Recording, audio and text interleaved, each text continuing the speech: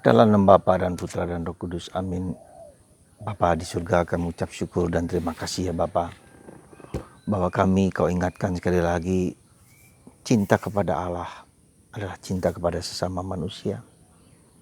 Dan manusia yang kami cinta adalah manusia yang konkret di sekitar kami, entah itu suami, entah itu istri, entah itu anak-anak, entah itu orang tua, pembantu rumah tangga, atau siapapun juga di sekitar kita. Semoga kita mengasihi mereka meski seringkali mereka melukai kita. Tuhan membuka hati kita supaya mengerti cinta Allah yang tanpa batas bagi kita sendiri.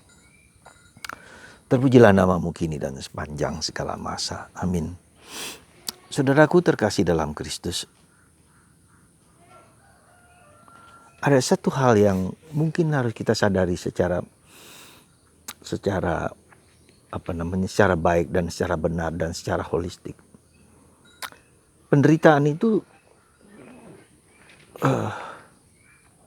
tidak hanya soal biologis, soal fisik, tidak hanya soal psikis, tapi bisa jadi karena ada kekuatan roh lain, roh jahat, roh kegelapan. Jadi tentu saja kita tidak cepat-cepat dan tidak boleh cepat-cepat menganggap itu berasal dari iblis atau disantet atau dikerjain orang lain. Tidak boleh. Kita lihat secara fisik dulu. Tapi lama-lama kalau itu memang merasa bahwa orang itu sendiri merasa demikian. Saya katakan gitu demikian karena Yesus pun ya dicobai iblis dengan roh yang membawa dia ke sana.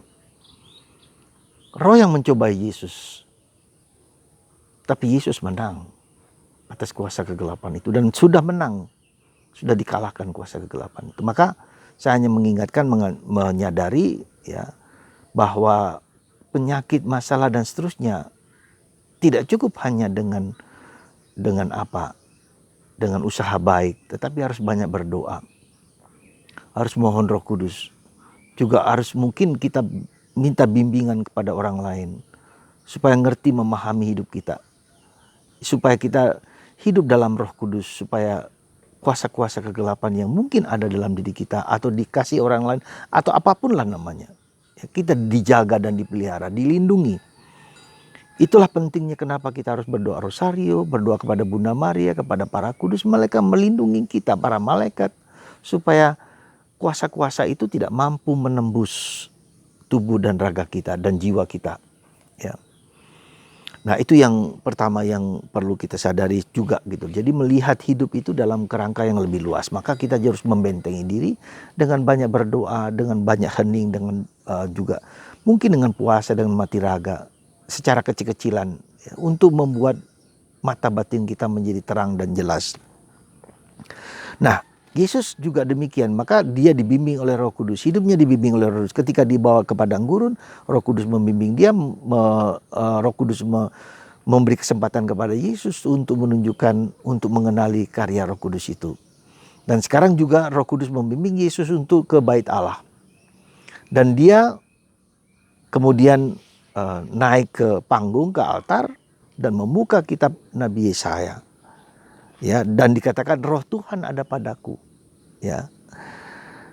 Oleh sebab ia telah mengurapi aku untuk menyampaikan kabar baik kepada orang miskin, telah mengutus aku memberitakan pembebasan kepada tawanan, penglihatan kepada orang buta dan membebaskan orang tertindas, memberitakan tahun rahmat Tuhan telah datang. Kitab Nabi Yesaya ini Yesus katakan persis sudah ia terima. Yesus mengerti visi hidupnya. Dia tahu apa yang dia inginkan. Dia tahu apa yang sesuai dengan kitab suci. Karya-karyanya. Ya, apa yang ia mau jalankan. Itu persis kitab suci. Dan sungguh-sungguh ia jalankan. Membebaskan orang tawanan. Melepaskan orang dari penyakit. Dari setan, dari iblis dan seterusnya. Itu karya Yesus. Dia melihat dan mengenal. Demikian juga pertanyaan kita kepada diri kita sendiri. Apakah tugas yang Tuhan berikan kepadaku? Misi apa yang Tuhan berikan kepadaku? Dan ini suatu perjuangan besar sampai kapan kita mengenalnya itu. Ya, maka Yesus yang kemudian mengatakan genaplah apa yang dikatakan Nabi Yesaya pada dirinya. Ya, dan Yesus mulai mengajar di bait Allah.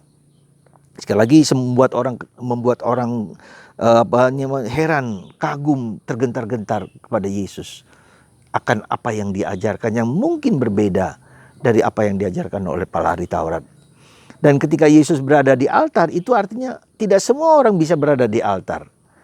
Berarti Yesus belajar kitab suci perjanjian lama. Ya. Jadi orang yang dia ada di altar itu adalah orang yang terdidik. Ya. Tidak semua orang bisa. Seperti kita yang berada di altar Ekaristianya, imam, uskup, ya, dan beberapa orang yang diberi tanggung jawab oleh gereja. Artinya mereka terdidik, maka Yesus juga belajar dari kitab suci perjanjian lama, Yesaya, dan Yesus bisa membaca, jangan lupa. Tapi mungkin kita tidak tahu bahwa dia menulis atau tidak. Tapi mungkin juga pasti dia bisa membaca, ada kemungkinan dia juga bisa menulis karena dia belajar dari para rabi juga. Ya, jadi Yesus belajar dari para rabi. Maka dia diperbolehkan untuk berada tampil di altar. Nah, ini juga kita juga harus belajar, saudaraku terkasih. Kita harus belajar banyak di zaman ini, di mana di dunia medsos ada banyak hal yang informasi tentang gereja, tentang Yesus, tentang Tritunggal Maha Kudus. Ya, begitu banyak kita belajar. Seperti Bunda Maria menyimpan dan merenungkan dalam hati. Ketika Yesus umur 12 tahun berdebat, berdiskusi dengan para ahli Taurat. Dari mana dia belajar? Dia pasti ada sekolah yang dia ikuti mungkin. Ya. Tapi dia juga membaca buku naskah-naskah lama yang dia bisa membaca dan dibagikan kepada orang lain. Dan dia melihat siapa dirinya dalam konteks kitab suci itu. Demikian juga saudara. Kalau kita membaca kitab suci, kita akan melihat diri kita siapa kita itu. Dalam konteks rencana dan kebaikan kemurahan hati Allah. Mari saudara, di awal tahun ini kita belajar dan belajar terus. Ada kerinduan untuk mengenal Yesus. Ada kerinduan untuk mengenal Allah. Ada kerinduan untuk mengasihi Allah dan mengasihi sesama. Dan di mana kita dalam kitab suci, dalam pergaulan kita dengan Tuhan itu. Kita dipanggil semua. Untuk mewartakan kabar gembira, kabar cinta kasih kepada siapapun juga. Dan itu berarti kita mengasihi sesama kita yang konkret, yang nyata. Ya, bukan hanya orang Amerika, orang Eropa yang kita tidak kenal, tapi orang yang sehari-hari, yang menjengkelkan kita, yang menyakiti hati kita. Itulah Tuhan membentuk kita. Ya, iman, harapan kita dibentuk untuk mengampuni, untuk mengasihi, untuk menolong, untuk berbelas kasihan kepada orang lain. Saudara, semoga Anda dan kita semakin tumbuh dan berkembang di dalam harapan, dalam iman, dan dalam kasih. Kasihilah sesamamu, saudaramu yang paling dekat siapapun juga. Ya. Dan kita tahu misi apa yang Tuhan minta kepadaku. Bukan hanya Anda bekerja untuk mencari uang, mencari harta, mencari kekayaan. Bukan itu.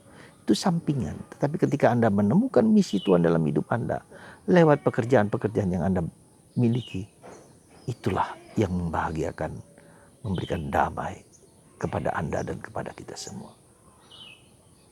Kalau kita hanya mencari harta, kalau kita hanya mencari keuang, kalau kita hanya mencari kepuasan, tak akan dapat memuaskan hidup kita sendiri. Tuhan memberkati Anda sekali lagi. Bapa, Putra, dan Roh Kudus.